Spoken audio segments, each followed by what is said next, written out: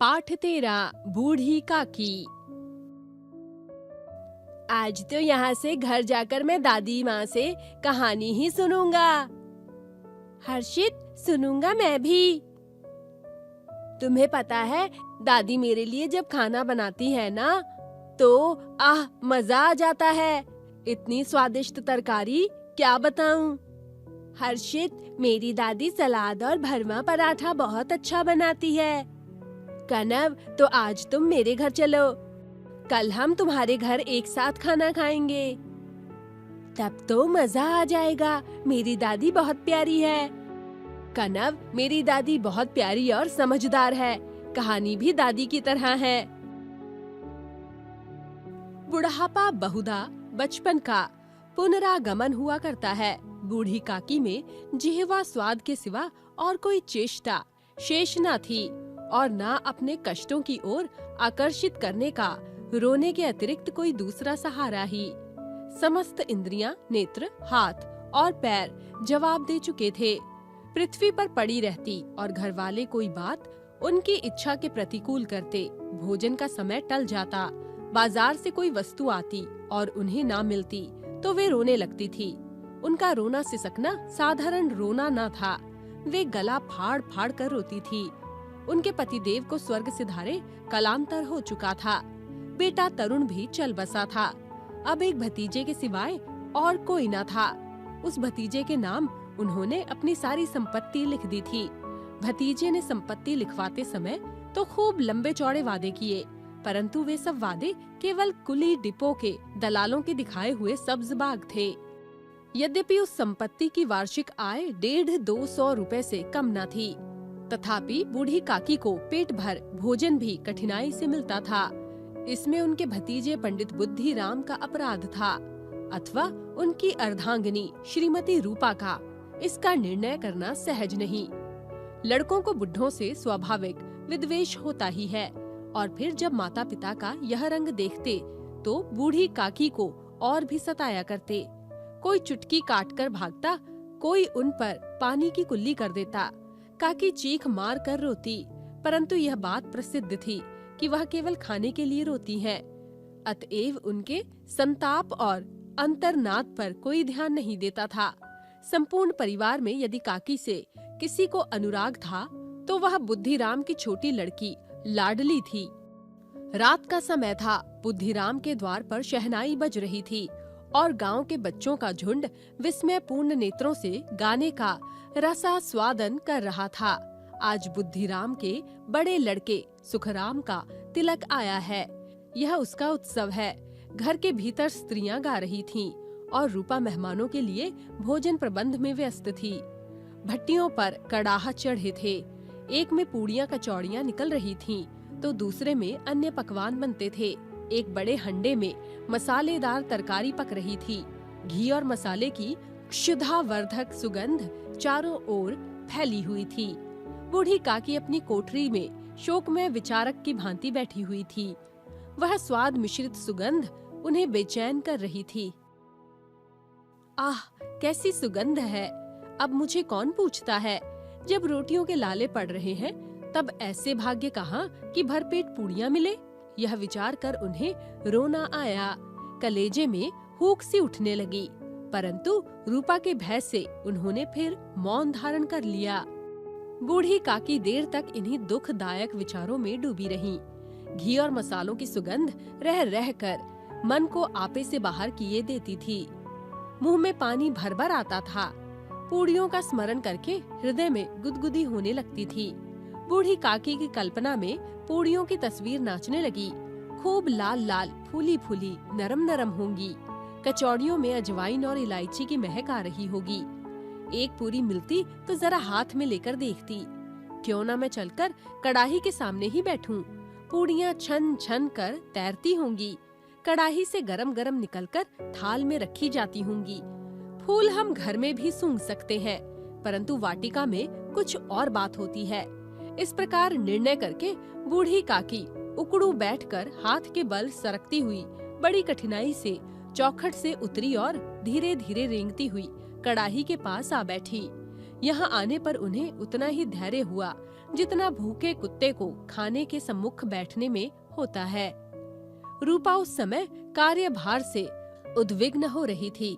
बेचारी अकेली स्त्री दौड़ते दौड़ते व्याकुल हो रही थी, झुंझलाती थी, कुढ़ती थी, परंतु क्रोध प्रकट करने का अवसर न पाती थी। इस अवस्था में उसने बूढ़ी काकी को कढ़ाई के पास बैठी देखा तो जल गई। क्रोध रुक न सका। जिस प्रकार मेंढक केंचुए पर झपटता है, उसी प्रकार वे बूढ़ी काकी पर झपटी और उन्हें दोनों हाथों से झपट कर बोली, ऐसे पेट में आग लगे, पेट है या कुआं? कोठरी में बैठते हुए क्या दम घुटता था? अभी मेहमानों ने नहीं खाया, भगवान को भोग नहीं लगा, तब तक धैर्य न हो सका। बूढ़ी काकी ने सिर न उठाया, न रोई न बोली, चुपचाप रेंगती हुई अपनी कोठरी में चली गई। वह अपनी कोठरी में जाकर पश्चाताप कर रही थी कि मैं वहाँ क्यों गई। उन्हें रूपा पर क्रोध नहीं था, अपनी जल्दबाजी पर दुख था। सच ही तो है, जब तक मेहमान लोग भोजन न कर चुकेंगे, घर वाले कैसे खाएंगे। मुझसे इतनी देर नहीं रहा गया, सबके सामने पानी उतर गया। जब तक कोई बुलाने ना आएगा, ना जाऊंगी। मन ही मन इस प्रकार विचार कर बुलावे की प्रतीक्षा करने लगी। वह मन बहलाने के लिए लेट गई। धीरे धीरे एक गीत गुनगुनाते उन्हें मालूम हुआ कि उन्हें गाते देर हो गई। क्या इतनी देर तक लोग भोजन कर ही रहे होंगे? किसी की आवाज नहीं सुनाई देती। अवश्य ही लोग खा पी कर चले गए। मुझे कोई बुलाने नहीं आया। रूपा चिढ़ गई। क्या जाने ना बुलाए, सोचती होगी कि आप ही आवेगी। वह कोई मेहमान तो नहीं जो उन्हें बुलाऊंगी। बूढ़ी काकी चलने के लिए तैयार हुई। यह विश्वास की 1 मिनट में पूड़ियाँ और मसालेदार तरकारियाँ सामने आएंगी। उनकी स्वादेंद्रियों को गुदगुदाने लगा। उन्होंने मन में तरह तरह के मंसूबे बांधे। पहले तरकारी से पूड़ियाँ खाऊंगी, फिर दही और शक्कर में कचौड़ियाँ, रायते के साथ मजेदार मालूम होंगी। चाहे कोई बुरा माने चाहे भला, मैं तो मांग मांग कर खाऊंगी।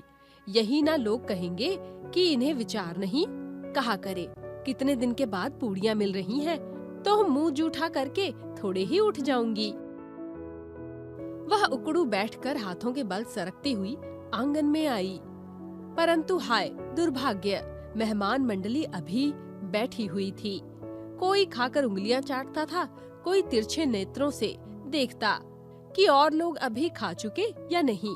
इतने में बूढ़ी काकी रेंगती हुई उनके बीच में आ पहुंची। कई आदमी चौंक कर उठ खड़े हुए, पुकारने लगे, अरे यह बुढ़िया कौन है? यह कहाँ से आ गई? देखो, किसी को छू ना दे। पंडित बुद्धिराम काकी को देखते ही क्रोध में तिलमिला गए। लपक कर उन्होंने बूढ़ी काकी के दोनों हाथ पकड़ लिए और घसीटते हुए लाकर उन्हें अंधेरी कोठरी में धम से पटक दिया। यह देखकर लाडली का हृदय ऐंठ कर रह गया।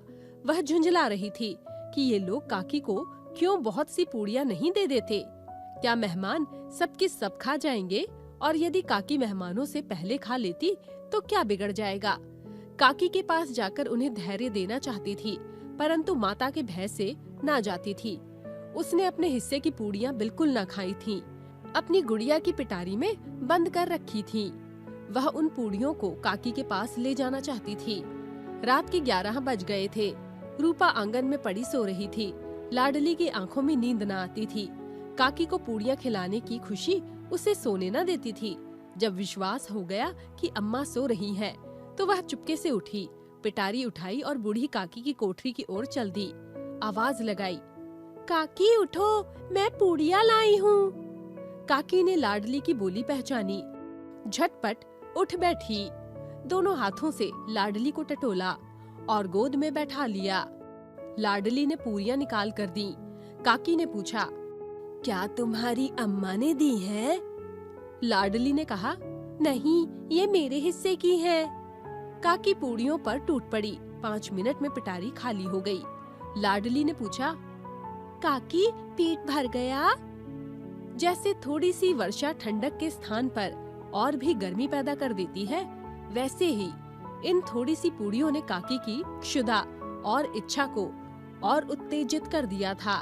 बोली, नहीं बेटा, जाकर अम्मा से मांग लाओ।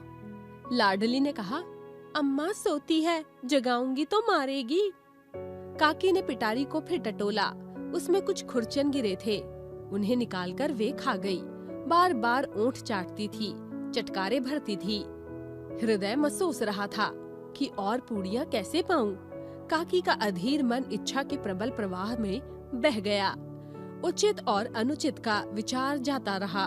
वे कुछ देर तक उस इच्छा को रोकती रही। सहसा लाडली से बोली, मेरा हाथ पकड़कर वहाँ ले चलो जहाँ मेहमानों ने बैठकर भोजन किया है। लाडली उनका अभिप्राय समझ न सकी। उसने काकी का हाथ पकड़ा और ले जाकर जूठे पत्तलों के पास बिठा दिया। क्षुधातुर, हत ज्ञान बुढ़िया पत्तलों से पूड़ियों के टुकड़े चुन चुन कर भक्षण करने लगी। दही कितना स्वादिष्ट था, कचौड़ियाँ कितनी सलोनी, खस्ता कितना सुकोमल। काकी बुद्धिहीन होते हुए इतना जानती थी कि मैं वह काम कर रही हूँ जो मुझे कदापि नहीं करना चाहिए। मैं दूसरों की जूठी पत्तल चाट रही हूँ, परंतु बुढ़िया तृष्णा रोग का अंतिम समय है, जब संपूर्ण इच्छाएं एक ही केंद्र पर आ जाती हैं। बूढ़ी काकी में यह केंद्र उनकी स्वादेंद्रियां थीं। ठीक तभी रूपा की आंखें खुली। उसे मालूम हुआ कि लाडली मेरे पास नहीं है। वह चौंकी, चारपाई के इधर उधर ताकने लगी कि कहीं नीचे तो नहीं गिर गई। उसे वहां न पाकर उठ बैठी तो क्या देखती है कि लाडली जूठे पत्तलों के पास चुपचाप खड़ी है और बूढ़ी काकी पत्तलों पर से पूड़ियों के टुकड़े उठा उठा कर खा रही है। रूपा का हृदय सन्न हो गया। यह दृश्य था जिसे देखकर देखने वालों के हृदय कांप उठते हैं। ऐसा प्रतीत होता था मानो जमीन रुक गई, आसमान चक्कर खा रहा है, संसार पर कोई नई विपत्ति आने वाली है। रूपा को क्रोध न आया, करुण और भय से उसकी आंखें भर गई। इस अधर्म का पाप का भागी कौन है? उसने सच्चे हृदय से गगन मंडली की ओर हाथ उठाकर कहा, परमात्मा मेरे बच्चों पर दया करो, इस अधर्म का दंड मुझे मत दो, नहीं तो मेरा सत्यानाश हो जाएगा। वह सोचने लगी, हाय कितनी निर्दयी हूँ मैं, जिसकी संपत्ति से मुझे 200 रुपए आय हो रही है, उसकी यह दुर्गति और मेरे कारण। हे दयावान भगवान, मुझसे बड़ी भारी चूक हुई, मुझे क्षमा करो। रूपा ने अपने भंडार का द्वार खोला और एक थाल में संपूर्ण सामग्रियां सजाकर लिए हुए बूढ़ी काकी की ओर चली। रूपा ने कंठावरुद्ध स्वर में कहा, काकी उठो, भोजन कर लो, मुझसे आज बड़ी भूल हो गई, उसका बुरा ना मानना। परमात्मा से प्रार्थना कर दो कि वे मेरा अपराध क्षमा कर दे। भोले भाले बच्चे की भांति जो मिठाइयाँ पाकर मार और तिरस्कार सब भूल जाता है, बूढ़ी काकी वैसे ही सब भुलाकर बैठी हुई खाना खा रही थीं। उनके एक एक रोए से सच्ची सदिच्छाएं निकल रही थीं और रूपा इस स्वर्गीय दृश्य का आनंद लूटने में निमग्न थी।